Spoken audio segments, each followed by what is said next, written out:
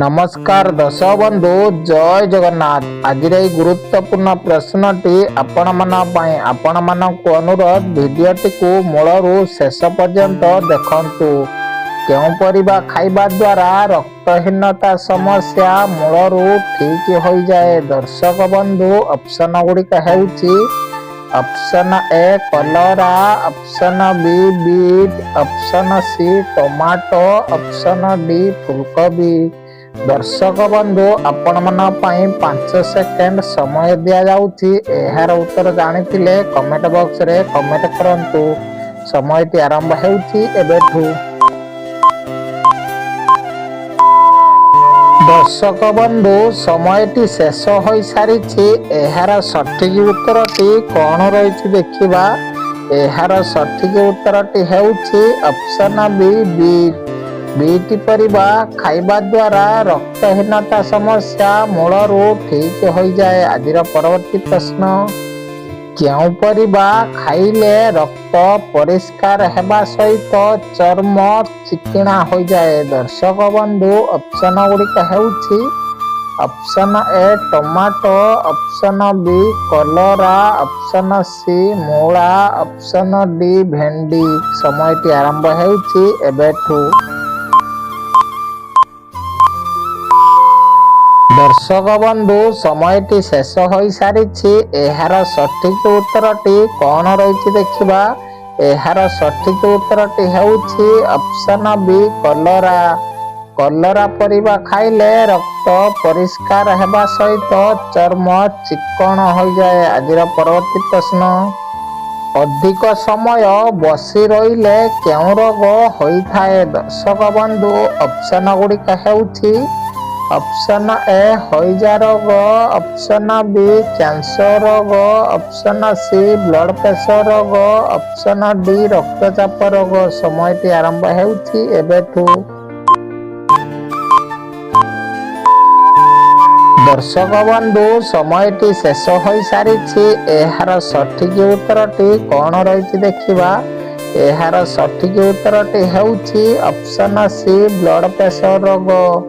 अधिक समय बसी रहिले ब्लड प्रेशर रोग होइथाए। आज परवर्ती प्रश्न, क्षीर रे हळदी मिसाई पीवा द्वारा केउं समस्या दूर होइथाए। दर्शक बंधु ऑप्शन गुड़िक हेउची ऑप्शन ए मस्तिष्क समस्या, ऑप्शन बी सर्दी समस्या, ऑप्शन सी काश समस्या, ऑप्शन डी ठंडा समस्या। समयटी आरंभ हेउची एबेठू। दर्शक बंधु समयटी शेष हो सारी। एहार सठिक उत्तरटी हेउची ऑप्शन बी सर्दी समस्या, ऑप्शन डी ठंडा समस्या। क्षीर रे हळदी मिसाई पीवा द्वारा ठंडा व सर्दी दूर होइथाए। आज परवर्ती प्रश्न, केउं पत्र सेवन कले कफ समस्या दूर होइथाए। दर्शक बंधु ऑप्शन गुड़िक हेउची ऑप्शन ए तुलसी पत्र, ऑप्शन बी पिजुली पत्र, ऑप्शन सी बेल पत्र, ऑप्शन डी निंब पत्र। समयटी आरंभ हेउची एबेठू। दर्शक बंधु समयटी शेष हो सारी। एहार सठिक उत्तर देखिबा आगरू भिडियोटी को लाइक करी जगन्नाथंकर भक्तगण कमेंट रे जय जगन्नाथ लिखि दियंतु। एहार सठिक उत्तरटी हेउची ऑप्शन ए तुलसी पत्र।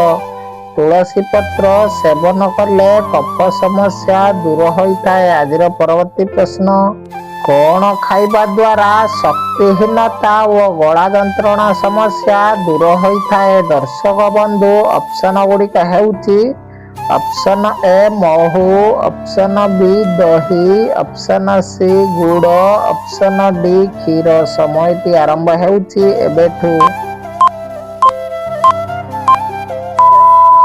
दर्शक बंधु समयटी शेष हो सारी। एहार सठिक उत्तरटी कौन रही देखिबा। एहार सठिक उत्तरटी हेउची ऑप्शन ए महू। महू खाइबा द्वारा शक्तिहीनता व गला जंत्रणा समस्या दूर होइथाए। आज परवर्ती प्रश्न, ପୁରୁଣା କାଶ ଥିଲେ କେଉଁ ଚୋପା ପୋଡ଼ି ତାର ପାଉଁଶ ଖାଇଲେ ଭଲ ହୋଇଯାଏ? ଦର୍ଶକ ବନ୍ଧୁ, ଅପସନ ଗୁଡ଼ିକ ହେଉଛି ଅପସନ ଏ ଆମ୍ବ ଚୋପା, ଅପସନ ବି ଅଦା ଚୋପା, ଅପସନ ସି ଲେମ୍ବୁ ଚୋପା, ଅପସନ ଡି କଦଳୀ ଚୋପା। ସମୟଟି ଆରମ୍ଭ ହେଉଛି ଏବେଠୁ। ଦର୍ଶକ ବନ୍ଧୁ, ସମୟଟି ଶେଷ ହୋଇସାରିଛି। ଏହାର ସଠିକ ଉତ୍ତରଟି କଣ ରହିଛି ଦେଖିବା। ଏହାର ସଠିକ ଉତ୍ତରଟି ହେଉଛି ଅପସନ ଡି କଦଳୀ ଚୋପା। ପୁରୁଣା କାଶ ଥିଲେ କଦଳୀ ଚୋପାକୁ ପୋଡ଼ି ତାର ପାଉଁଶ ଖାଇଲେ ପୁରୁଣା କାଶ ଭଲ ହୋଇଯାଏ। ଆଜିର ପରବର୍ତ୍ତୀ ପ୍ରଶ୍ନ। ପ୍ରତିଦିନ ସକାଳୁ ଘାସ ଉପରେ ଚାଲିଲେ କେଉଁ ଶକ୍ତି ବୃଦ୍ଧି ହୋଇଥାଏ? ଦର୍ଶକ ବନ୍ଧୁ, ଅପସନ ଗୁଡ଼ିକ ହେଉଛି ଅପସନ ଏ ଶ୍ରବଣ ଶକ୍ତି, ଅପସନ ବି ହାତ ଶକ୍ତି, ଅପସନ ସି ଧାବନ ଶକ୍ତି, ଅପସନ ଡି ଆଖି ଶକ୍ତି। ସମୟଟି ଆରମ୍ଭ ହେଉଛି ଏବେଠୁ। ଦର୍ଶକ ବନ୍ଧୁ, ସମୟଟି ଶେଷ ହୋଇସାରିଛି। ଏହାର ସଠିକ ଉତ୍ତରଟି କଣ ରହିଛି ଦେଖିବା। ଏହାର ସଠିକ ଉତ୍ତରଟି ହେଉଛି ଅପସନ ଡି ଆଖି ଶକ୍ତି। ପ୍ରତିଦିନ ସକାଳୁ ଘାସ ଉପରେ ଚାଲିଲେ ଆଖି ଶକ୍ତି ବୃଦ୍ଧି ହୋଇଥାଏ। ଆଜିର ପରବର୍ତ୍ତୀ ପ୍ରଶ୍ନ। ରାତିରେ ଶୋଇବା ପୂର୍ବରୁ କେଉଁ ରସ ଲଗାଇଲେ ଫଟା ପାଦ ତୁରନ୍ତ ଭଲ ହୋଇଯାଏ? ଦର୍ଶକ ବନ୍ଧୁ, ଅପସନ ଗୁଡ଼ିକ ହେଉଛି ଅପସନ ଏ ବିଟ୍ ରସ, ଅପସନ ବି ମୂଳା ରସ, ଅପସନ ସି ପିଆଜ ରସ, ଅପସନ ଡି କଲରା ରସ। ସମୟଟି ଆରମ୍ଭ ହେଉଛି ଏବେଠୁ। ଦର୍ଶକ ବନ୍ଧୁ, ସମୟଟି ଶେଷ ହୋଇସାରିଛି। ଏହାର ସଠିକ ଉତ୍ତରଟି କଣ ରହିଛି ଦେଖିବା। ଏହାର ସଠିକ ଉତ୍ତରଟି ହେଉଛି ଅପସନ ସି ପିଆଜ ରସ। ରାତିରେ ଶୋଇବା ପୂର୍ବରୁ ପିଆଜ ରସ ପାଦରେ ଲଗାଇଲେ ଫଟା ପାଦ ତୁରନ୍ତ ଭଲ ହୋଇଯାଏ। ଆଜିର ପରବର୍ତ୍ତୀ ପ୍ରଶ୍ନ।